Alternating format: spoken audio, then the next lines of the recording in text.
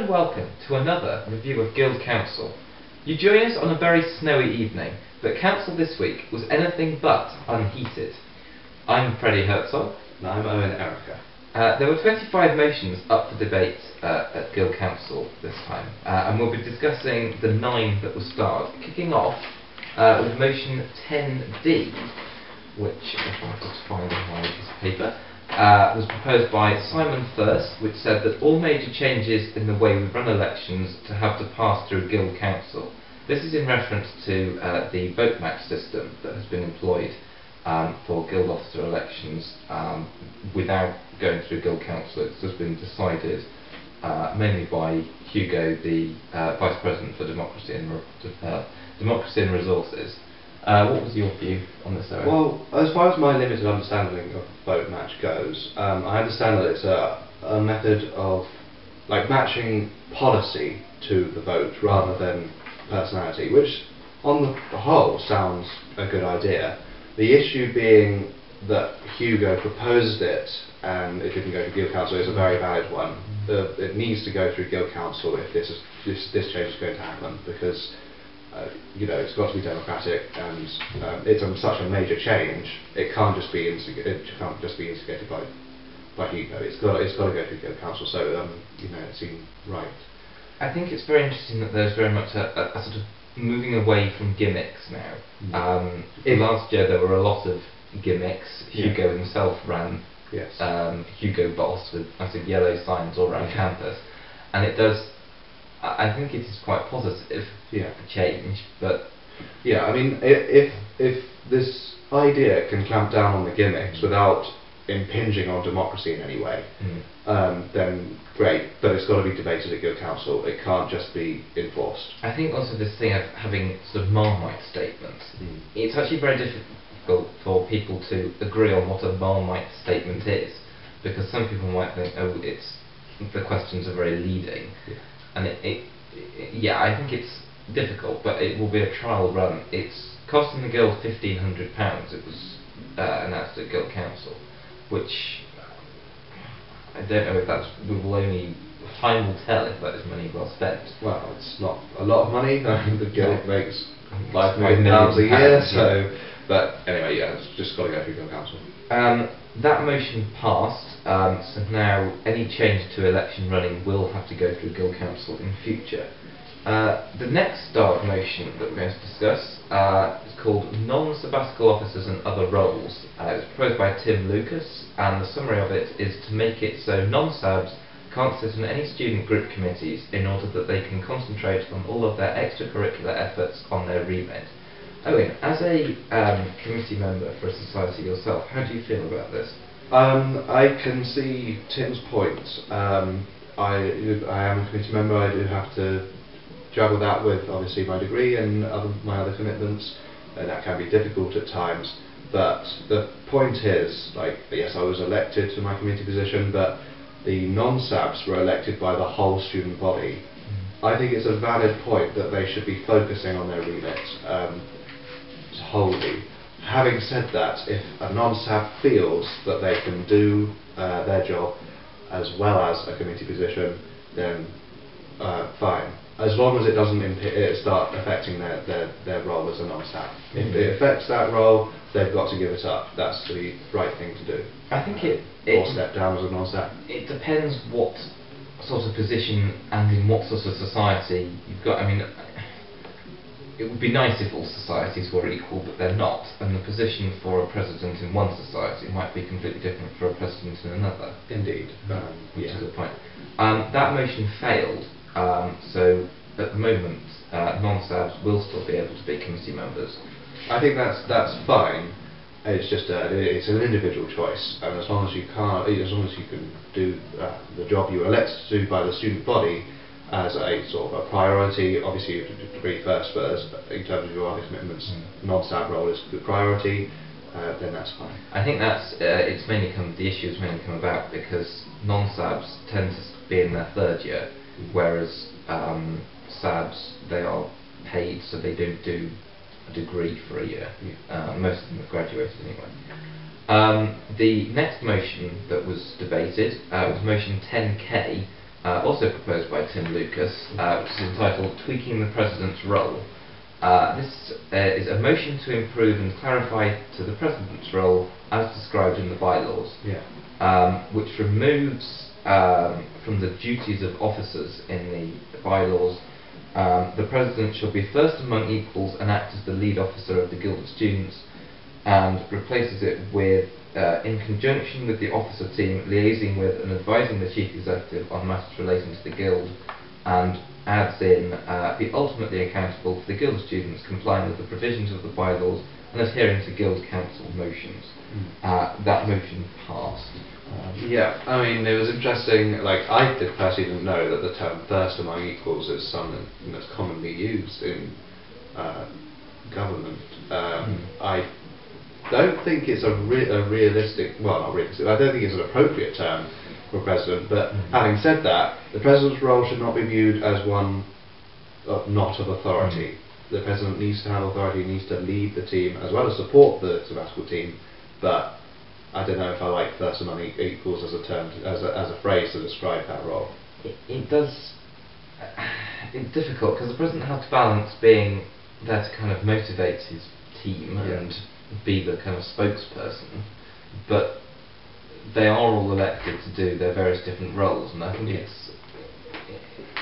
needs a clarification. And I think it's a good thing that that motion passed. The next motion, also proposed by Tim Lucas. I think Tim Lucas had about 7 motions proposed, 3 of which were debated. This was motion 10Q on steering reform, which is to refine the Guild Council document with regards to the steering committee. Just tightening up the bylaws really, so adding in.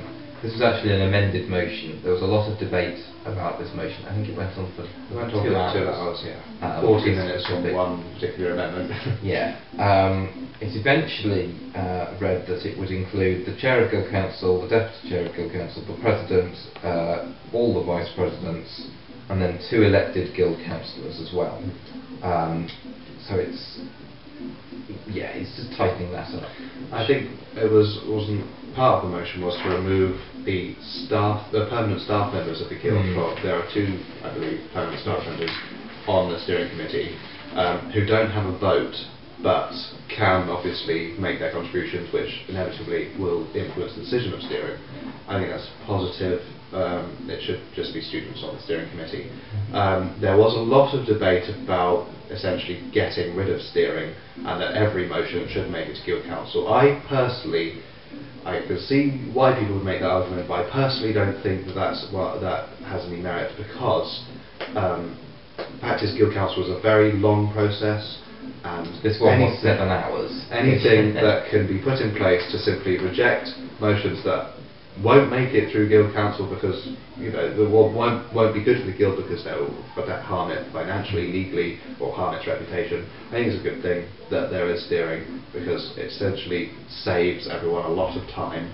I don't think we should be rejecting steering completely. I think it's interesting that we're not discussing the vote of no confidence against Mark Harrop tonight, simply because steering did not have enough time to review all the evidence in relation to that.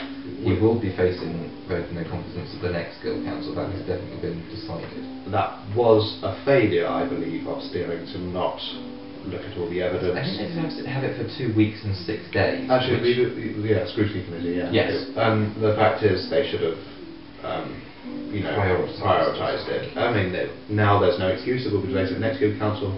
I just get the feeling it'll be a bit late by then for it to mean anything. The next motion that was debated was motion 10R, proposed by Sean Formello, which was the support campaign for a general meeting. This motion mandates officers to help the campaign for a student democracy in certain concrete ways. This is in relation to the recently launched Reclaim the Guild campaign, which aims to tighten up the democratic structures in the Guild, having a management consultancy firm come in to review all the processes, and they're currently petitioning for that. This is a good thing. I think the officers should be helping out with this Reclaim the Guild campaign. It's a very important campaign that will change the guild for the better. As long as this mandate now doesn't affect their things that they've been elected directly from the student body to do, as long as it doesn't affect that, then fine. I think, a couple of evenings a week they should just be going out door knocking with the Reclaim the Guild campaign, and that's fine. Yes, it was a good motion. I think on the subject of door knocking, we recently had the Get Involved fair, where I think there were actually more SABs than student group committee members, which does kind of suggest a bit of, well, I don't know, maybe it's just because it's cold. I don't know. Yeah. The next motion discussed was 10S, the term ahead white paper, UCU and the NUS, proposed by Ed Bauer, the Vice President for Education, which says, this motion is designed to set clear policy for the likely events in the coming months in terms of higher education or campaigning. I set out the events in the motion and what I believe the most appropriate response by the Guild would be. However, if these are not fit, please feel free to amend and contact me prior to Guild Council so we can make these amendments before time. It passed very, very quickly, this motion. I think it's just making people aware of what's going on with campaigning, with the UCU threatening to strike at the moment. Just to concrete up the Guild's policy, which is fine. The next one, which was motion 10V, which I will just find here, proposed by James Bowker, entitled Provision of Wi-Fi in Accommodation, to mandate the President and DPHC, Housing and Community, to work with and support our RAIs or any other students in campaigning for the provision of Wi-Fi in all student accommodation. I think it's an interesting move to try and put Wi-Fi in all halls. I mean, first of all, a point on James Bowker, who I believe he's a new RA. I'm not sure about that. Sorry if I'm wrong, but essentially, I'd like to make the point. He's the new president for tennis courts. Well, be that as may, I mean, I thought his contribution, particularly on this motion, which obviously was his own, but also his general contribution was very impressive. It was good to see, and I was certainly impressed by it. Interested in Guild Council and interested enough to speak about. On the motion itself, I'm very glad it has gone through and has passed. I think it's shameful that, considering the cost of University of Birmingham hall fees, they don't provide Wi-Fi, considering several other universities in the local area do.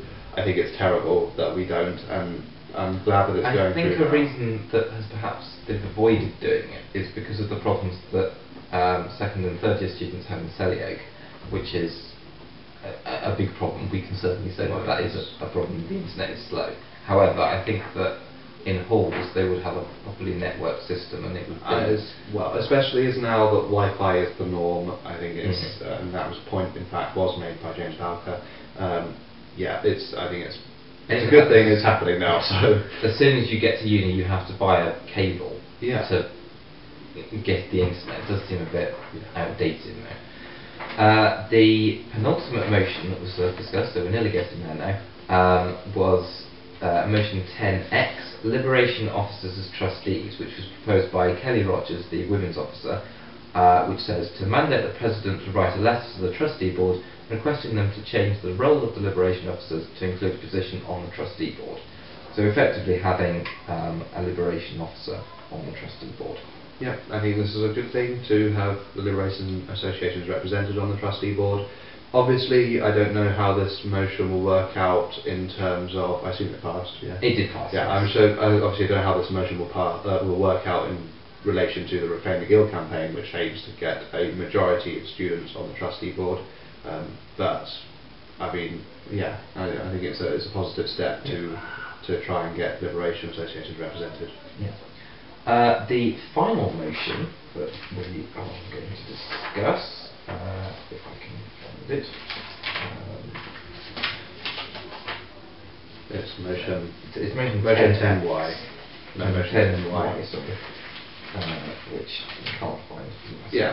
We know what it is anyway. It's the return of Liberation Rooms, which is Currently, the Guild is under redevelopment, and the Liberation organisations have lost their rooms through that, and they are wanting permanent rooms.